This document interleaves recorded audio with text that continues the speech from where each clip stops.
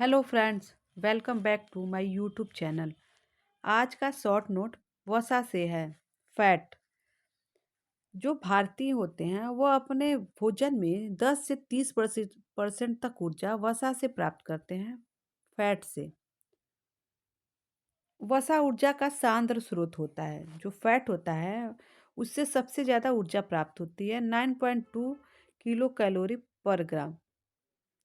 और तंत्रिका ऊतक का निर्माण वसा से ही होता है। तंत्रिका ऊतक के निर्माण के लिए वसा की आवश्यकता पड़ती है। फैट या वसा। वसा एक पोषक तत्व होता है। जैसे कार्बोज होते हैं, विटामिन होते हैं, प्रोटीन होते हैं, वैसे ही फैट भी एक पोषक तत्व होता है। यह कार्बनिक तत्वों का यौगिक होता है। यह कार्बन से मिलकर बना होता है। वसा दो तत्वों से मिलकर बना होता है। वसा एक ग्लिसरॉल से और एक वसी अम्ल से। जब ग्लिसरॉल के एक अणु और वसी अम्ल के 3 अणु आपस में संयोग करते हैं या मिलते हैं तो वसा का निर्माण होता है।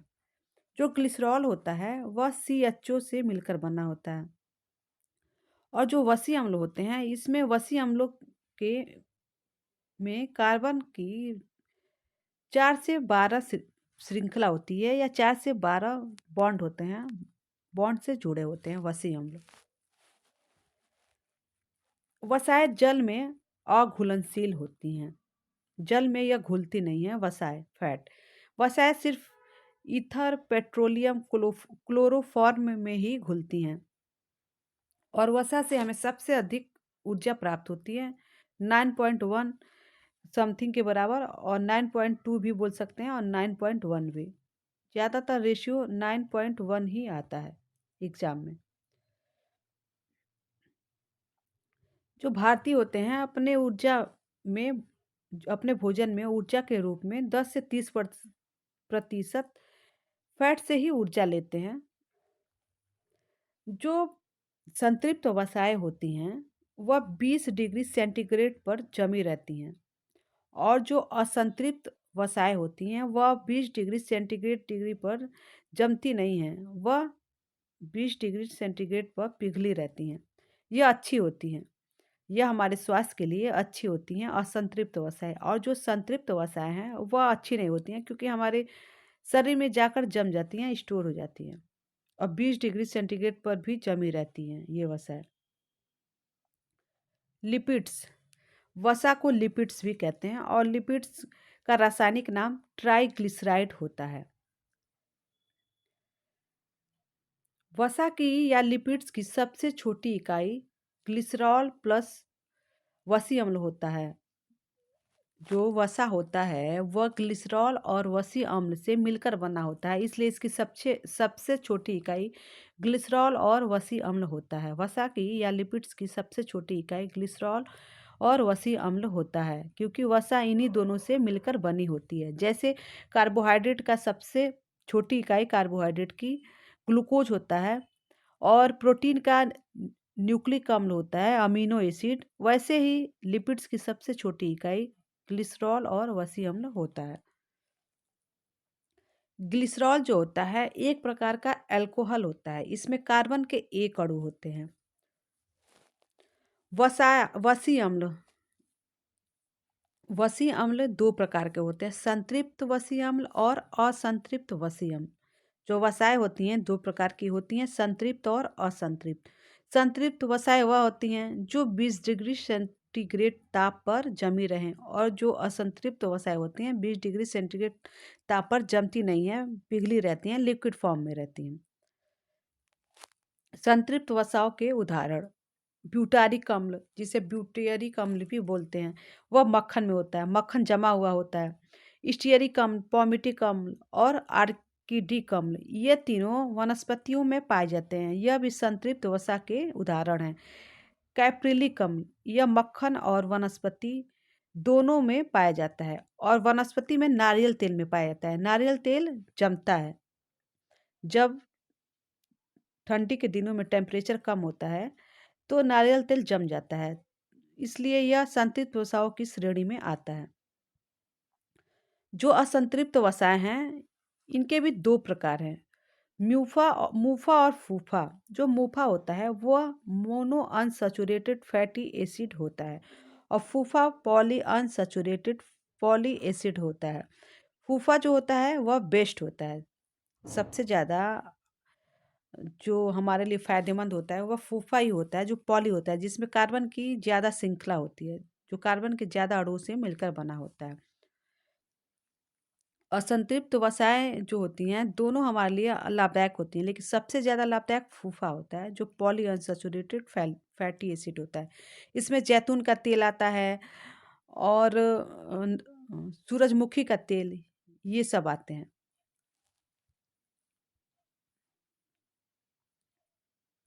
भोजन में पौष्टिकता के आधार पर वर्गीकरण लिपिड्स का या वसा का या फैट का। वसाएं तीन प्रकार की होती हैं: सरल वसाएं, संयुक्त या यौगिक वसाएं, व्युत्पादित या स्टेरॉल वसाएं। व्युत्पादित में स्टेरॉल आता है। जो सरल वसाएं होती हैं उसमें वसा और तेल आते हैं और मोम आता है। जो मोम होता है वह मोनोहाइड्रिक वसी अम्ल से मिलकर बना होता है। मोम। जो संयुक्त यौगिक होते हैं या संयुक्त वसाएं होती हैं वह दो तत्वों से मिलकर बनी होती हैं। सल्फोलिपिड्स, इसमें सल्फ्यूरिक अम्ल होगा और लिपिड्स होंगे। ग्लाइकोलिपिड्स, इसमें लिपिड्स होगा, वसा या फैट, ग्लिसरॉल होगा और कार्बोज के अणु होंगे। फास्फोलिपिड्स, इसमें फास्फोरस होगा और लिपिड्स होंगे, वसाएं होंगे। व्युत्पादित लिपिड्स या व्युत्पादित वसाएं, यह स्टेरॉयड होती हैं, वसा में अघुलनशील होती हैं और ये सरल और संयुक्त लिपिड्स को मिला के जल अपघटन से के द्वारा उत्पादित होती हैं, जो व्युत्पादित होती हैं। सरल और संयुक्त लिपिड्स के संयुग से मिलकर बनी होती हैं। स्टेरॉल, रासायनिक रूप से यह वसा से संबंधित नहीं है। इसमें वसी अम्ल एवं अल्कोहल होते हैं। इस जो स्टेरॉल होता है इसमें दो स्टेरॉयड जब मिलते हैं तो स्टेरॉल का उत्पादन होता है या स्टेरॉल बनता है। जैसे कोलेस्ट्रॉल और अर्गोस्टेरॉल मिलेंगे तो स्टेरॉल बनेगा। और जो कोलेस्ट्रॉल और अर्गोस्टेरॉल होता है वह विटामिन डी के निर्माण में सहायता करता है, विटामिन डी के बनने में सहायता करता है। जो कोलेस्ट्रॉल होते हैं वह प्राणी जगत के ही से ही प्राप्त होते हैं। कोलेस्ट्रॉल ये हानिकारक होते हैं हमारे बॉडी के लिए ज़्यादा मात्रा में। इसकी साधारण मात्रा ठीक रहती है, लेकिन अगर साधारण नॉर्मल मात्रा से ज़्यादा होगी तो कोलेस्ट्रॉल के रूप में हमारे शरीर के अंगों में जमते जाते हैं, परत में इनकी एक परत बनती जाती है। कोलेस्ट्रॉल प्राणिज जगत से प्राप्त होते हैं और यह रक्त, अंडे, मांस, मछली, यकृत में पाए जाते हैं। जो कोलेस्ट्रॉल होता है वह मोम जैसा पदार्थ होता है, चिपचिपा मोम जैसा, और यह यकृत लीवर से ही उत्पन्न होता है और उसी यकृत में ही स्टोर भी होता है। जो कोलेस्ट्रॉल होता है यह कोशिका झिल्ली और विटामिन डी से पित्त का निर्माण करता है। हार्मोन्स का भी निर्माण कोलेस्ट्रॉल करता है। सेक्स हार्मोन का भी निर्माण कोलेस्ट्रॉल से होता है और कोलेस्ट्रॉल जो होता है वसाओं में आता है। तो वसाएं जो होती हैं वह सेक्स हार्मोन के निर्माण के लिए जिम्मेदार होती हैं। कोलेस्ट्रॉल रक्त में अघुलनशील होता है, इसलिए वह जम स्टोर होता जाता है हमारे बॉडी में या रक्त में। लिपोप्रोटीन, जो लिपोप्रोटीन होता है वह घुलनशील होता है, अघुलनशील होता है रक्त में और कोलेस्ट्रॉल वसाओं को घोलता है। जो कोलेस्ट्रॉल होता है वह वसाओं को घोलता है। जो लिपोप्रोटीन होती हैं वो अघुलनशील होती हैं और कोशिकाओं में पहुंचती हैं, हमारे कोशिकाओं में पहुंचकर लिपिड्स के रूप में स्टोर रहती हैं। और जो लिपिड्स होते हैं प्रोटीन को भी बनाते हैं। प्रोटीन का निर्माण भी लिपिड्स के द्वारा होता है।